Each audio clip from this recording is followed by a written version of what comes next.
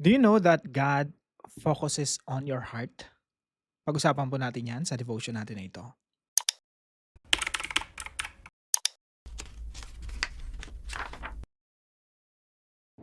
Magandang araw po sa bawat isa sa inyo. Welcome back to our 365 Daily Devotions Bible Characters Edition. Binabati ko po muna si Ma'am Jackie Lou Kabutahe, watching po from Russia. Now, yung topic po natin ay patungkol po kay King David.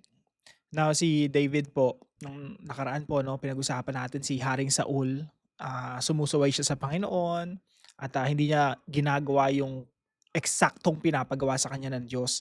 Kaya po Saul was rejected by God. At dahil po sa kadahilanan na yon, pumili po ang Diyos ng kapalit ni Haring Saul. Now, si Samuel po, siya yung mag-a-anoint sa panibagong king, yung susunod na king. Sabi ng Diyos sa kanya kay Samuel, "Samuel, halika, may utos ako sa'yo. I-anoint mo yung isang tao na tuturo ko sa'yo, 'no?" Sabi ni Samuel, "Paano yung papatayin ako ni Haring Saul?" Sabi ng Lord sa kanya, "Samuel, gawin mo, mag-alay ka lang ng hayop, 'no, para hindi ka pagkamalan na may anoint ka. Pagkatapos, ayain mo si Jesse." Si Jesse yung tatay ni King David. Tapos si Jesse, sama niya yung mga anak niya, 'no? Tapos, nung nakita ni Samuel si Eliab, yung anak ni ano, ni Jesse, "Ba, matipuno, parang okay 'to, ito na siguro yung king, ito na siguro yung i-a-anoint ko." Pero sabi ng Diyos sa kanya dito sa 1 Samuel chapter 16 verse 7, basahin po natin. "But the Lord said to Samuel, 'Do not look on his appearance, or on the height of his stature, because I have rejected him. For the Lord sees not as man sees. Man looks at the outward appearance, but the Lord looks on the heart." So siguro na-rebuke din dito si ano, no, si Samuel, kasi si Samuel nakatingin lang sa panlabas eh. Pero sabi ng Diyos sa kanya, "Alam mo Samuel, yung ako, hindi ako tumitingin sa panlabas, tumitingin ako sa puso." Sa Tagalog po, ang Panginoon ay tumitingin sa puso.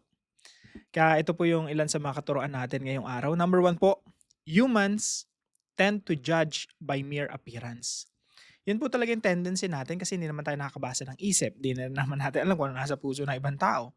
Kaya madalas yung mga judgments natin ay nakabase sa appearance.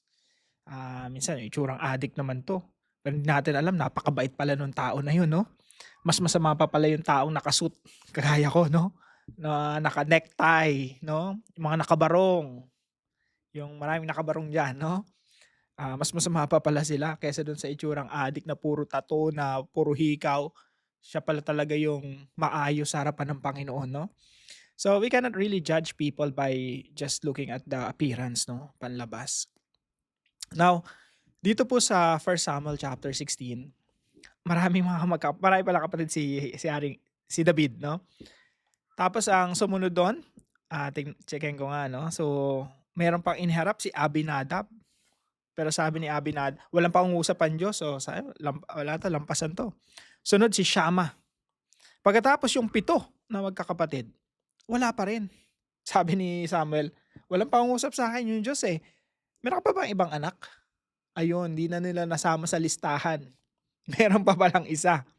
Kasi nga siguro sa isip ni ano, nila, teka, bunso 'yun, tsaka nakatoka 'yun. Eto mga sundalo 'tong mga 'to, eh, pero yung bunso na 'yun nakatoka 'yun sa mga tupa, 'no, nag-aalaga ng tupa. Sabi ni Samuel, "Okey, hindi tayo mauupo hangga't 'di niyo dinadala sa'kin yung bunso niyo." Nung dumating si David, ang ganda nga ng description dito, 'no. Nung dumating siya, sabi dito, "Now he was ruddy and had beautiful eyes." Ganda ng mata ni David. "And was handsome." Pogi, 'no? "And the Lord said, 'Arise, anoint him, for this is he.' Then Samuel took the horn." Basahin po natin sa 1 Samuel chapter 16 verse 13. "Then Samuel took the horn of oil and anointed him." So ang pinili po ng Diyos ay si Haring David. Now, yung pangalawang katuruan po natin, God sees beyond appearance and looks at the heart. Hindi ko alam exactly, wala naman tayong mga detalye 'no, basta sinabi lang rito, ang Diyos ay tumitingin sa puso. Marahil 'no, opinyon ko po ito, o hindi ko maiimbestigahan naman natin sa talata, pero yung detalye na alam natin ay hanggang dito lang. Marahil yung mga kapatid ni Haring David, hindi kasing buti ng puso ni David 'no. Kasi sabi dito, God looks on the heart, but the Lord looks on the heart. Naka-focus ang Diyos sa puso. Ito ba yung karapat-dapat maging hari ng Israel? Pero kung isipin niyo po, dapat ang maging hari diyan si Eliab, si Shammah 'no, mga warrior 'tong mga 'to, mga ano 'to, pang pang sinasabak 'to sa giyera, ang lagi nilang kalaban mga Philistines. Bakit mo pipiliin ang isang nag-aalaga lang ng tupa? So again, yung Diyos hindi siya tumitingin sa panlabas, sa kakayanan ng tao. Yun yung isang bagay na maipapagpasalamat natin sa Diyos 'no. Hindi siya tumitingin sa kakayahan natin, talino, galing. After all, ang Diyos naman ang nagbibigay ng lahat ng yun, Pero ang pinakamahalaga sa Diyos ay ang puso. Kaya mga kapatid, itong devotion natin na ito paalala sa atin. Kamusta ba yung puso mo? Puwedeng magaling ka, matalino, tinitingala ng iba, pinapalakpakan, ang galing-galing. Pero kamusta ba yung puso mo sa harapan ng ating Panginoon? Masasabi mo ba na, "Lord, I'm sorry. Hindi pala gano'n kaganda yung puso ko 'no. Masyado palang hambog o kaya masyado palang nanlalamang ng kapwa or whatever." So, isang reminder po ito sa atin 'no, ang Diyos naka-focus siya sa puso. Wala sa galing natin, wala sa performance natin. And point number 3, wisdom and strength come from the Spirit.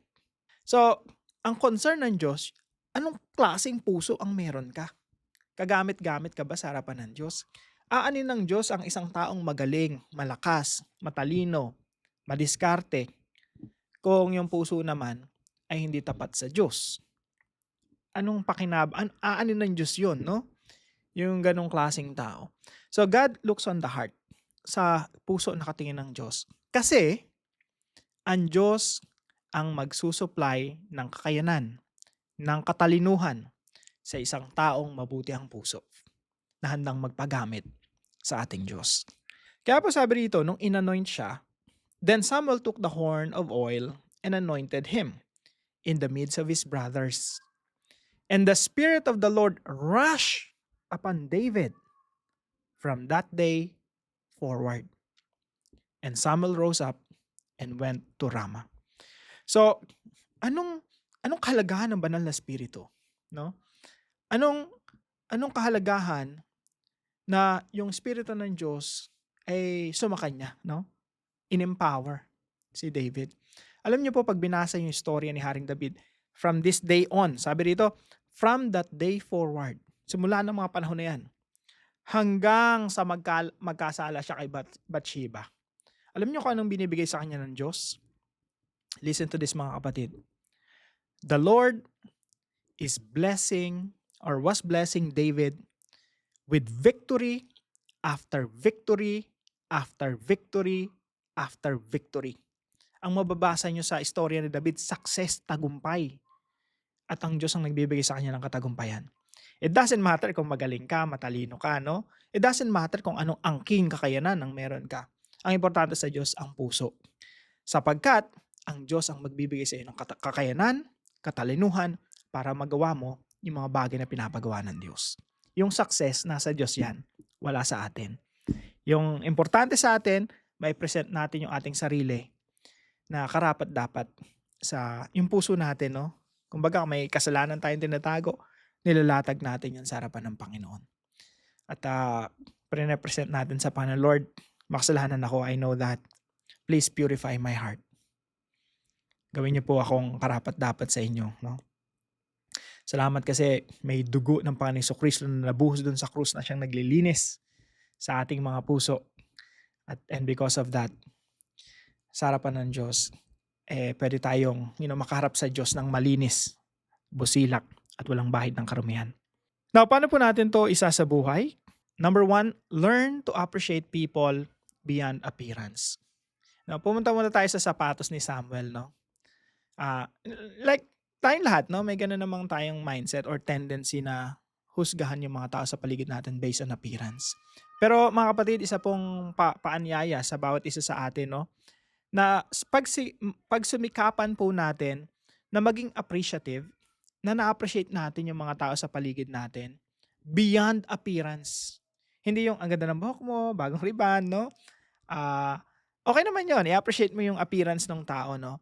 Pero let's try na katulad ng Diyos laging nakatuon dun sa puso. Ang buti naman nitong tao na 'to, you have a kind heart, 'di ba? Wala namang bayad yung ano, yung maging generous sa pagko-compliment sa mga tao 'pag meron ka talagang nakitang mabuting ginagawa ng isang tao. Bukod sa nakaka-encourage yun sa kanila, yun ay pagpapakita rin sa kanila na, they're being changed and transformed by our God. Number two, learn to obey even when the task is too big for you. Si David, haharap nung kay Samuel, anoint. Sino ba yung ina-anoint? Ang ina-anoint sa mga ganong setting, hari or someone na, someone for greatness. So mga kapatid, learn to obey even when the task is too big for you. Makikita niyo po rito kasi sa 1 Samuel chapter 16 'to 'no. Makikita niyo yung sunod-sunod diyan, yung mga task ni David, talagang dambuhala, literally, dambuhala na hindi niya kakayanin 'no, sa pamamagitan ng kanyang lakas lang. Kaya dito pa lang, in our context, dapat matutunan na natin na sumunod sa Diyos. Kahit na yung mga task niya, yung pinapagawa niya sa atin ay mabibigat at dambuhala na beyond us. Learn to obey even when the task is too big for you. Bakit? Sa mga panahon na malaki yung iyong kinakaharap 'no, yung challenges sa buhay. Yun yung mga panahon na mapapatunayan mo na yung kamay ng Diyos ay laging sapat at hindi nagkukulang. Sa mga panahon na mahina ka, malakas ang kalaban, dun mo mapapatunayan na ang kamay ng Diyos laging sapat para pagtagumpayan ka. Number three, learn to trust God for He gives wisdom and strength. Sa akin po maraming mga challenges lalo na ngayon 'no. Dami kong gagawin. Dami kong mabigat talaga yung ginagawa ko. Yung nag-aaral ako tapos gumagawa ako ng mga videos everyday. Pero inisip ko, this task is too big for me. Pero, God's grace is enough. Sa ating lahat po, sa lahat ng mga nakikinig, no, iba-iba lang tayo ng sitwasyon, iba-iba lang tayo ng kinakaharap. At minsan, nararamdaman talaga natin na mas malaki yung challenge natin kaysa doon sa kakayanan natin. Pero at that moment in time, that's actually the time to see and witness God's power. Because God's power is always made perfect in our weaknesses. Yan po yung sinasabi ng Diyos kay Apostol Pablo. So learn to trust God because He's the one who will enable you. Ang Diyos ang magpapatagumpay sa'yo, hindi ikaw. The Lord will give you wisdom, knowledge, strength, power. Yun nga yung work ng Banal na Espiritu kay David, kay Haring Saul, to empower. At ikaw at ako, we will be empowered by God to accomplish the task that God has given us. Para po sa ating discussion, how can you develop a habit of appreciating people beyond their appearance? No? Now, para po sa ating dive deeper naman, pag-usapan natin, how does David's anointing point to Jesus' baptism? May connection pala, no? May pattern pala dito sa Bible. So pag-usapan natin yan. At pangalawa po, how could God send an evil spirit? Kasi ang mapapansin nyo sa dalawang verses na ito, sa verse 13, nung inanoint si David, yung banal na spirito, sumakanya. Kumbaga, ginabayan, in-empower si David. Pero yung kasunod na verse, very important, sabi dito, now the Spirit of the Lord departed from Saul, and a harmful spirit from the Lord tormented him. So marami pong naguguluhan dito sa talata na ito. Pag-usapan po natin sa dive deeper. No? Tayo po yung manalangin. Father God, forgive me because sometimes I'm being judgmental by just looking at appearance. Help me grow in humility and appreciation for others, especially members of my family. Give me the courage to obey you even when the task feels too big or beyond my ability. Remind me that true wisdom and strength come from your spirit, not from myself. When I feel weak or inadequate, teach me to trust in your power. Shape my heart to rely on you daily, for with you, nothing is impossible. This I pray in the mighty name of Jesus. Amen and amen. Maraming salamat po sa bawat isa sa inyo na sumusubaybay po dito sa ating daily devotions. Kung meron po kayong natutunan, ipalam niyo lang po sa comment section right below this video. And please don't forget to share this devotion to your family and friends. Pagpalain ka na ating Panginoon, see you po tomorrow 5 a.m. dito po sa ating daily devotions.